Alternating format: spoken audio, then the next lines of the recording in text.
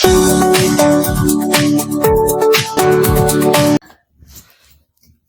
a bus is coming. Yo, we have to be quick.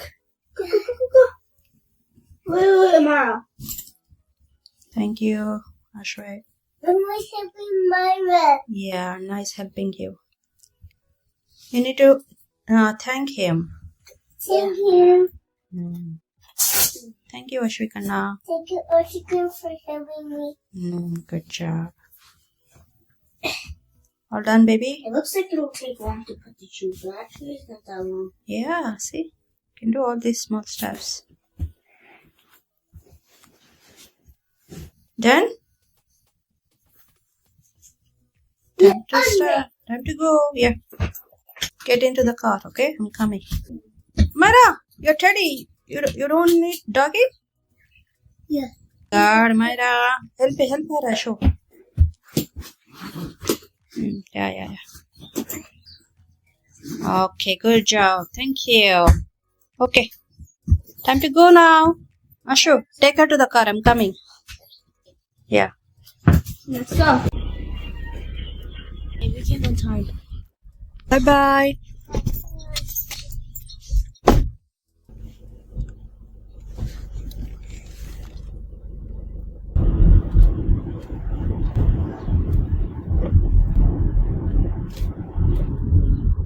Where? Take your bag. Oopsie. Yeah. Just take your backpack. Good girl. It's okay. Come on. You can do it. Good girl. Good. Wow. Bah. Ready?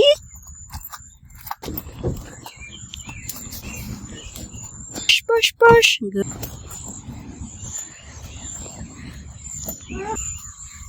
Yeah.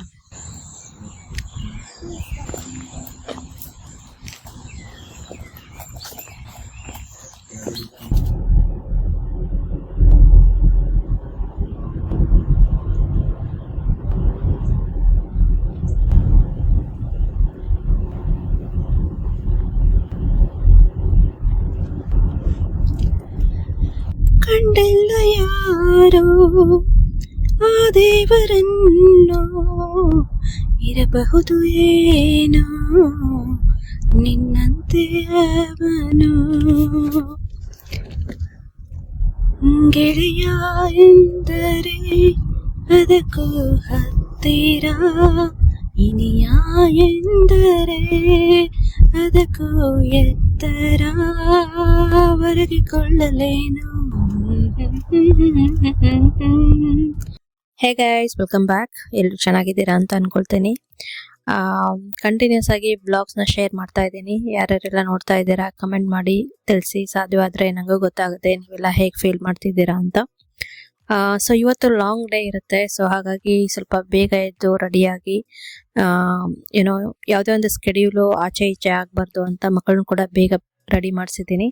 So sometimes ಮಗ ಏನಾದರೂ school bus miss ಮಾಡ್ಕೊಂಡ್ರೆ ಸ್ಕೂಲ್ಗೆ ಹೋಗಿ ಬಿಟ್ಟು ಬರಬೇಕು. So ಅಲ್ಲಿ almost 20-30 minutes ಏನೋ ಹೋಗ್ಬಿಡುತ್ತೆ. ಸೊ ಹಾಗಾಗಿ ಇವತ್ತು ಯಾವುದು ಮಿಸ್ ಆಗ್ಬಾರ್ದಂತ ಬೇಗ ರೆಡಿ ಮಾಡಿಸಿದ್ದೀನಿ. ಸೊ ಟೈಮ್ ಇದ್ರೆ ಅವ್ರಿಗೆ ಬಿಟ್ಟಿರ್ತೀನಿ.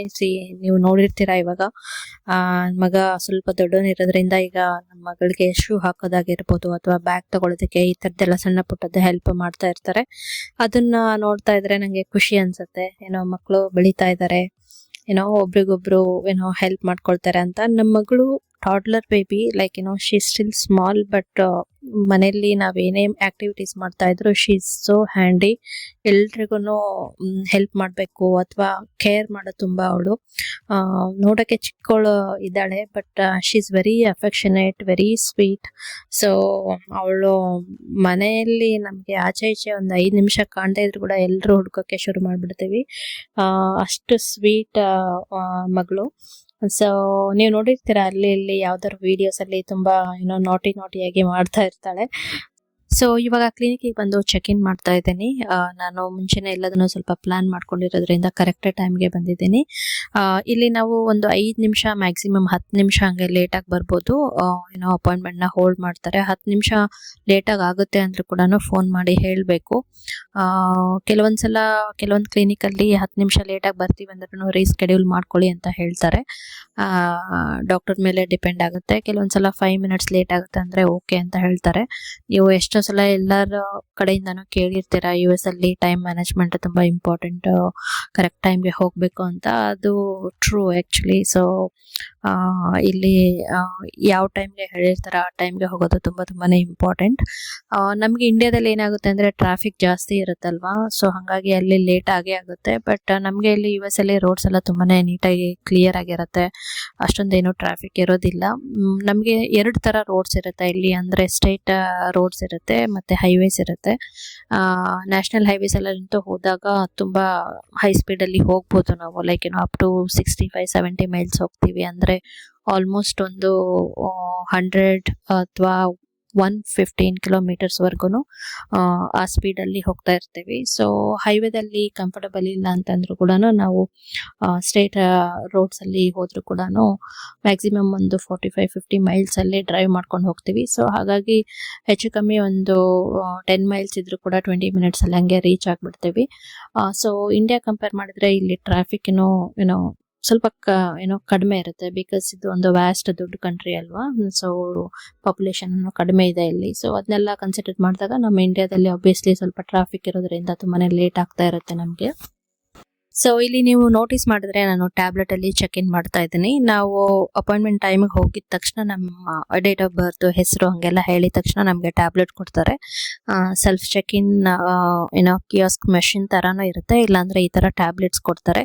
ಸೊ ಫಸ್ಟ್ ಟೈಮ್ ಹೋದಾಗ ಎಲ್ಲದನ್ನು ಡೀಟೇಲ್ಸ್ ನಾವು ಅಲ್ಲಿ ಕೊಡಬೇಕು. ಅಂದ್ರೆ ನಮ್ದು ಇನ್ಶೂರೆನ್ಸ್ ಡೀಟೇಲ್ಸ್ ಆಗಿರ್ಬೋದು, ನಮ್ಮ ಪ್ರೈಮರಿ ಕೇರ್ ಪ್ರೊವೈಡರ್ ಇರ್ತಾರಲ್ಲ ಅವ್ರ ಡೀಟೇಲ್ಸ್, ಆಮೇಲೆ ನಮ್ದು ಸ್ವಲ್ಪ ಎಲ್ಲ ಹೆಲ್ತ್ ಹಿಸ್ಟ್ರಿ ಅದೆಲ್ಲದನ್ನು ಮೆನ್ಷನ್ ಮಾಡಬೇಕು. ಸೊ ಒಂದ್ಸಲ ಅದನ್ನೆಲ್ಲದನ್ನು ಅಪ್ಡೇಟ್ ಮಾಡಿದ್ರೆ ಮತ್ತೆ ನಾವು ನೆಕ್ಸ್ಟ್ ಟೈಮ್ ಹೋದಾಗ ಅಷ್ಟೊಂದೇನು ಕೆಲಸ ಇರೋದಿಲ್ಲ. ಬಟ್ ಫಸ್ಟ್ ಟೈಮ್ ಯಾವಾಗಲೂ ನಾವು ಯಾವುದೇ ಡಾಕ್ಟರ್ ಹತ್ರ ಇಲ್ಲಿ ಹೋಗ್ಬೇಕಂದ್ರೂ ಕೂಡ ಅಪಾಯಿಂಟ್ಮೆಂಟ್ ಈಗ 12 ಗಂಟೆಗಿತ್ತು ಅಂತಂದ್ರೆ ಅಟ್ಲೀಸ್ಟ್ ಒಂದು 30 ಮಿನಿಟ್ಸ್ ಮುಂಚೆ ಬನ್ನಿ ಅಂತ ಕರೀತಾರೆ. ಯಾಕಂದ್ರೆ ಈ ತರ ಎಲ್ಲ ಡೀಟೇಲ್ಸ್ ನಾವು ಕೊಡೋದಿರುತ್ತೆ.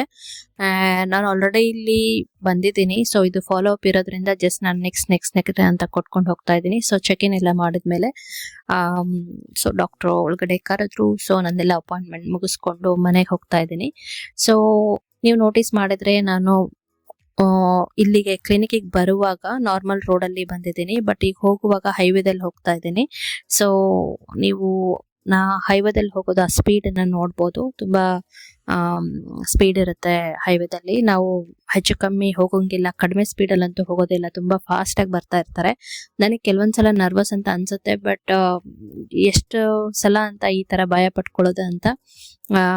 ನಾನು ಒಬ್ಬಳೇ ಡ್ರೈವ್ ಮಾಡುವಾಗ ಸೊ ನಾನು ಆದಷ್ಟು ನಾನು ಹೈವೇದಲ್ಲಿ ಡ್ರೈವ್ ಮಾಡ್ತೀನಿ. ಬಟ್ ನನ್ನ ಜೊತೆ ಏನಾದರೂ ಮಕ್ಕಳಿದ್ರೆ ಯಾವುದಾದ್ರೂ ಅಥವಾ ನನ್ನ ಮಗ ಅಥವಾ ನನ್ನ ಮಗಳಿದ್ರೆ ನಾನು ಆ ಚಾನ್ಸ್ ತಗೊಳ್ಳಲ್ಲ. ಬಿಕಾಸ್ ನನಗೆ ಅದೊಂದು ಸ್ವಲ್ಪ ಆಂಕ್ಷಿಯಸ್ ಆಗ್ತೀನಿ ನಾನು ಹೈವೇದಲ್ಲಿ ಡ್ರೈವ್ ಮಾಡುವಾಗ. ಸ್ಪೆಷಲಿ ಮಕ್ಕಳಿದ್ದಾರೆ ಅಂದರೆ ಇನ್ನೂ ಜಾಸ್ತಿ ಕಾಶಿಯಸ್ ಆಗಿಬಿಡ್ತೀನಿ. ಸೊ ಆ ಭಯ ಹೋಗಿಸ್ಕೊಳ್ಳೋಕ್ಕೆ ಟ್ರೈ ಮಾಡ್ತಾ ಇದ್ದೀನಿ, ಬಟ್ ಒಬ್ಬಳೇ ಇದ್ದಾಗ ಡ್ರೈವ್ ಮಾಡ್ತೀನಿ. ಸೊ ಫ್ಯಾಮಿಲಿ ಮೆಂಬರ್ಸ್ಗೆ ಯಾರಿಗೂ ಏನಾಗಬಾರ್ದು ಅಂತ ಹೇಳಿ ನಾನು ಒಬ್ಬಳೇ ಇದ್ದಾಗನೇ ಸ್ವಲ್ಪ ಪ್ರಾಕ್ಟೀಸನ್ನು ಜಾಸ್ತಿ ಮಾಡ್ಕೊಳ್ತಾ ಇದ್ದೀನಿ. ತುಂಬ ವರ್ಷದಿಂದ ನಾನು ಇಲ್ಲಿ ಡ್ರೈವ್ ಮಾಡ್ತಾ ಇದ್ದೀನಿ, ಬಟ್ ಆದರೂ ಕೂಡ ಗೊತ್ತಿಲ್ಲ ಅದು, ಬಿಕಾಸ್ ಇಲ್ಲಿ ತುಂಬ ಹೈ ಸ್ಪೀಡ್ ಇರುತ್ತಲ್ವಾ. ಕೆಲವೊಂದ್ಸಲ 75-80 ಮೈಲ್ಸ್ ಸ್ಪೀಡಲ್ಲಿ ಬರ್ತಾ ಇರ್ತಾರೆ. ಆಮೇಲೆ ತುಂಬ ಲೇನ್ಸ್ ಇರುತ್ತೆ, ಲೇನ್ಸ್ ಎಲ್ಲ ಚೇಂಜ್ ಮಾಡ್ಕೊಳ್ಳೋದಿರುತ್ತೆ. ಹಾಗೇನೆ ಎಕ್ಸಿಟ್ ಅಂತ ಇರುತ್ತೆ, ಲೈಕ್ ನಾವು ಎಕ್ಸಿಟ್ ತಗೊಂಡು ನಾರ್ಮಲ್ ಸ್ಟೇಟ್ ರೋಡ್ಸ್ಗೆಲ್ಲ ಬರೋದಿರುತ್ತೆ. ಸೊ ಆ ಟೈಮಲ್ಲೆಲ್ಲ ಸ್ವಲ್ಪ ಚೇಂಜ್ ಮಾಡ್ಕೊಳ್ಳೋದಿರುತ್ತೆ, ತುಂಬಾ ಸ್ಪೀಡಲ್ಲಿ ಬರ್ತಾ ಇರ್ತಾರೆ. ಸೊ ಅದು ಸ್ವಲ್ಪ ಐ ಥಿಂಕ್ ಎಲ್ಲ ಇಲ್ಲಿ ಹುಡುಗಿಯರ್ಗು ಹಂಗೆ ಆಗುತ್ತೆ ಅಂತ ಅನ್ಕೊಳ್ತೀನಿ, ಗೊತ್ತಿಲ್ಲ. ನನ್ನ ಇಂಡಿಯನ್ ಫ್ರೆಂಡ್ಸ್ ಎಲ್ಲ ಜೊತೆ ಹಿಂಗೆ ಮಾತಾಡುವಾಗ ಹೌದೌದು ನಮಗೂ ಸ್ವಲ್ಪ ಅಲ್ಲಿ ಭಯ ಆಗುತ್ತೆ, ತುಂಬಾ ಹೈ ಸ್ಪೀಡ್ ಇರುತ್ತಲ್ವಾ ಹೈವೇದಲ್ಲಿ, ಹಾಗಾಗಿ ಅಂತ ಹೇಳ್ತಾ ಇರ್ತಾರೆ. ಸೊ ಈವ್ನಿಂಗ್ ಮಕ್ಕಳೆಲ್ಲ ಹೊರಗಡೆ ಆಟ ಆಡ್ಕೊಳ್ತಾ ಇದ್ರು. ಈ ವಾರ ಸ್ಕೂಲಲ್ಲಿ ಏನಾಗಿತ್ತು ಅಂದ್ರೆ ಎಲ್ಲ ಮಕ್ಕಳಿಗೂ ವೈಟ್ ಟಿ ಶರ್ಟ್ ತರ ಕೇಳಿದ್ರು. ಏನಕ್ಕೆ ಅಂದ್ರೆ ಟೀ ಶರ್ಟ್ ಡೈ ಡೇ ಅಂತ ಹೇಳಿ ಮಾಡ್ತಾ ಇದ್ದಾರೆ. ಅಂದ್ರೆ ಎಲ್ಲಾ ಟೀ ಶರ್ಟ್ಸ್ ಅನ್ನು ಡೈ ಮಾಡಿ ಮಕ್ಕಳಿಗೆ ಕೊಡ್ತಾರೆ. ಸೊ ಒಂದಿನ ಆದ್ಮೇಲೆ ಹಾಟ್ ವಾಟರ್ ಅಲ್ಲಿ ವಾಶ್ ಮಾಡಿ ಇಟ್ಕೊಳ್ಳಿ ಅಂತ ಹೇಳಿದ್ದಾರೆ. ಇದೆಲ್ಲ ಏನಕ್ಕೆ ಅಂದ್ರೆ ಸಮ್ಮರ್ ವೆಕೇಶನ್ ಬಿಡೋದಕ್ಕಿಂತ ಮುಂಚೆ ಸ್ಕೂಲಲ್ಲಿ ಪಿಕ್ನಿಕ್ ಮಾಡ್ತಾರೆ. ಅವತ್ತಿನ ದಿನ ಎಲ್ಲ ಮಕ್ಕಳು ಈ ತರ ಟೀ ಶರ್ಟ್ ಡೈ ಮಾಡಿರೋದನ್ನ ಹಾಕೊಂಡ್ ಬರ್ಬೇಕು ಅಂತ ಹೇಳಿದ್ದಾರೆ. ಸೊ ಹಾಗಾಗಿ ಮನೇಲಿ ಟೀ ಶರ್ಟ್ ಇರ್ಲಿಲ್ಲ, ನಮ್ಮ ಮಗನು ಹೇಳಿರ್ಲಿಲ್ಲ. ನಾಳೆ ಕೊಡ್ಬೇಕು ಅಂದ್ರೆ ಹಿಂದಿನ ದಿನ ಹೋಗಿ ಟಾರ್ಗೆಟ್ ರೀಟೇಲ್ ಸ್ಟೋರ್ ಅಲ್ಲಿ ಹೋಗಿ ತಗೊಂಡ್ ಬಂದ್ವಿ. ಸೊ ಹಾಗೇನೆ ನೋಡ್ಬೋದು, ನಮ್ಮ ಮಗಳು ಯಾವಾಗ್ಲೂ ಫನ್ ಮಾಡೋದಕ್ಕೆ ಇಷ್ಟಪಡ್ತಾರೆ. ಸ್ವಲ್ಪ ತುಂಬಾನೇ ಚೂಟಿ ಇದ್ದಾರೆ. ಸೊ ಹಾಗಾಗಿ ಲಾಂಡ್ರಿ ಮಾಡ್ತೀನಿ ಅಂತ ಹೇಳಿದ್ರು, ಹಾಗಾಗಿ ಮಾಡಕ್ ಬಿಟ್ಟೆ. That's all for today. ಮತ್ತೆ ಸಿಗ್ತೀನಿ. ಎಲ್ರಿಗೂ ಒಳ್ಳೆದಾಗ್ಲಿ. Take care. ಬಾಯ್.